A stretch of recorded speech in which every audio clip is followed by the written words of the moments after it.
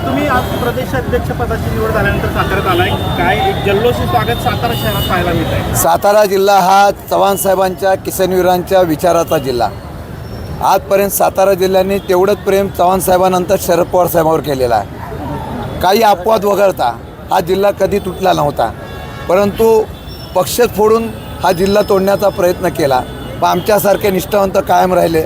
आज सातारा जिल्ह्यातल्या एका सुपुत्राला, एका सामान्य कुटुंबातल्या कार्यकर्त्याला आदरणीय पवारसाहेबांनी महाराष्ट्राचा प्रांताध्यक्ष करण्याचा निर्णय घेतला आणि पक्षाच्या माझ्या सर्व नेत्यांनी निर्णय घेतला आणि त्याचं आज चव्हाण साहेबांच्या भूमीवर जात असताना, या स्मृतिस्थळाला वंदन करण्यासाठी जात असताना आज साताऱ्यामध्ये माझं कार्यकर्त्यांनी उत्स्फूर्तपणे स्वागत केलेलं आहे. खरं म्हणता तर ही ऊर्जा आहे. भविष्य काळामध्ये लढण्याची प्रेरणा देणारी हे सत्कार आहेत, स्वागत आहे. मी एवढंच सांगेल की साताऱ्याच्या सुपुत्राला दिलेला स्वाभिमानाला दिलेला सन्मान हा माझ्या सर्व सातारच्या जनतेने एक संधी माझ्यासारख्या कार्यकर्त्याला महाराष्ट्रामध्ये नेतृत्व करण्याची द्यावी आणि पाठबळ द्यावं एवढीच विनंती करतो आहे.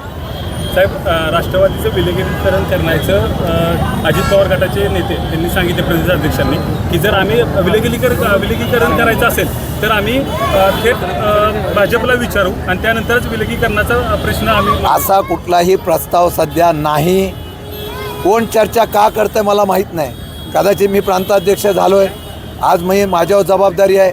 मी 100% सांगतो, पक्ष वाढवण्यासाठी मी अहोरात्र कष्ट करणार आहे, पक्ष मजबूत करणार आहे.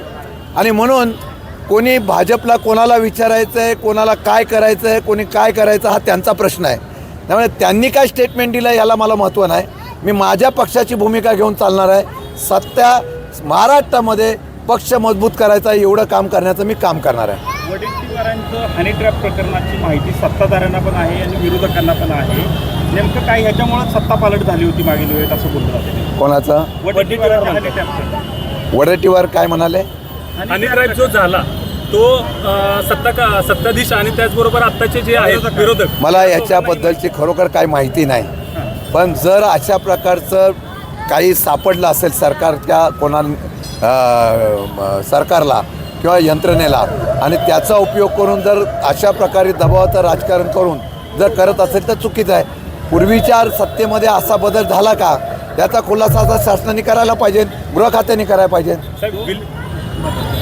2017चं जे मुंबई महापालिकेतील महापौर पद होतं एकनाथ शिंदेच्या विनंतीमुळे देवेंद्र फडणवीसांनी शिवसेनेला दिलं होतं असं बोलतात. असं काही नाही आहे. त्यावेळेला बहुमत हे शिवसेनेकडं होतं, महापौरपद शिवसेनेकडं मिळालं होतं. त्यामुळे आता तिकडे गेलेले काय म्हणतात याला अर्थ राहणार नाही. त्यावेळेला जे आहे तीच वस्तुस्थिती होती आणि त्यावेळेला महापौर शिवसेनेचा झाला होता.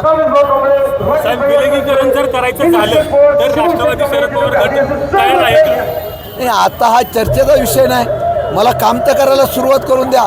अगोदर काम करायच्या अगोदर विलीकरणाचा विषय आणतोय मला फक्त माझा पक्ष मजबूत करून द्या. आपोआप त्याची नोंद राज्याने घेतली पाहिजे, पक्षाने घेतली पाहिजे, एवढं काम मी करतो.